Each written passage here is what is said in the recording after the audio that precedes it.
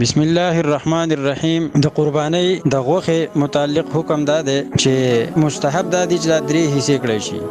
یو حصہ خپل اهل او عیال د دې لپاره شي، دویمه حصہ د خپل رشتہ دارو لپاره شي، او دریمه حصہ د غریبانو مسکینانو لپاره صدقه کړل شي. کله چا کوړمه غنئ یا د چا اهل د میلمانه او خپلوان دا زیاتی، نو کله درېمې حصې نه په کمه لږه صدقه وکړل شي، نو دا هم بیا جایز دی، څه کراهت وغیره پکې نشته. خو بهتر دا ده چې درېمه حصه هغه غریبانو او فقراو باندې تقسیم کړل شي.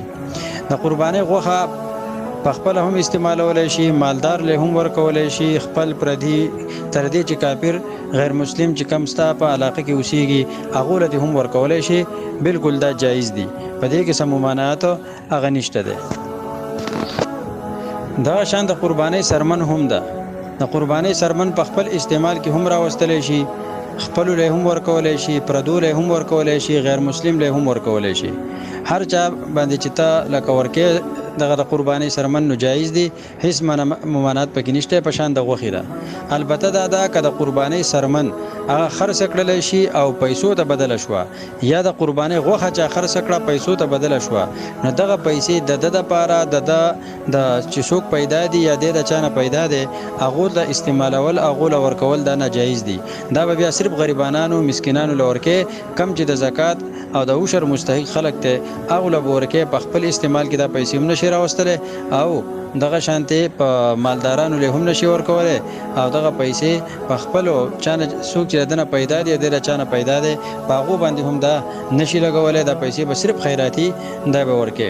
په دې وجه ښه ده چې قربانۍ سرمنو هغه دغه شانتې چاله ورکړلی شي او خرڅ نه کړلی شي، نو د دې مسایلو نه به سړی هغه دمی. د قربانۍ د سرمنې پیسې په جومات کې لګول، په لاره کې لګول، یا په اسپیټال وغیره کې لګول چې په هغې کې ملکیت نه راځي، دا صحیح نه دي. پکار دا ده چې دغه پیسې به غریبانانو له ورکې، او د لارې جومات او کوڅې او د نور داسې د رفاه عامه کارونو کې خپل نور پیسې هغه لګول پکار دي.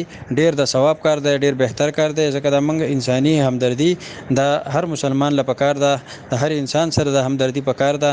د لارې د کوڅې د غریبو سره د علاج او وغیره چې څومره اسپیټالونه د غریب د علاج لپاره جوړول، نو دا ښه خبره ده، دا ضروری خبره ده چې په دې کې موږ خپلې پیسې لګو.